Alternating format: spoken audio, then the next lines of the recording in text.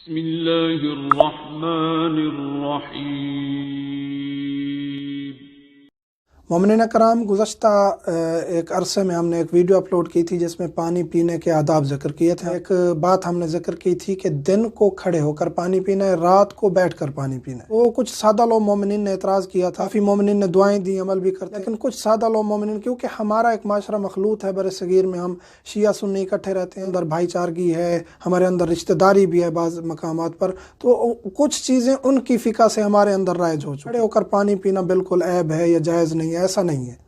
اہل بیت علیہ السلام کے بتائے ہوئے تعلیمات پر عمل کرنا ہے۔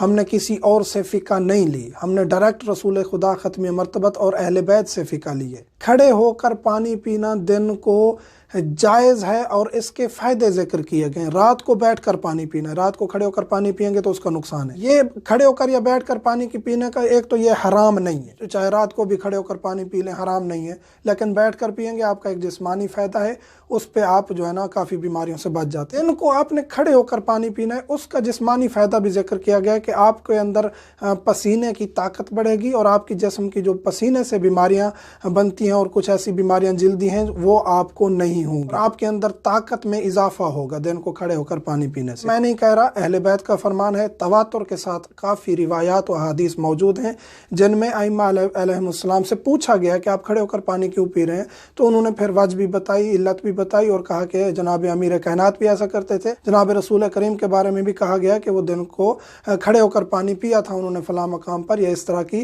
وضاحتیں دی گئی ہیں وسائل الشیعہ اور باقی دیگر کافی کتب میں یہ روایات موجود ہیں۔ ہم اپنی طرف سے کچھ نہیں بتاتے، فرمان اہل بیت ہوتا ہے جو ہم آپ تک پہنچانے کی کوشش کرتے ہیں۔ اس سے ملتمس ہوں مجھے، میرے بچوں کو، والدین کو دعا میں یاد رکھا کریں۔ والحمدللہ رب العالمین۔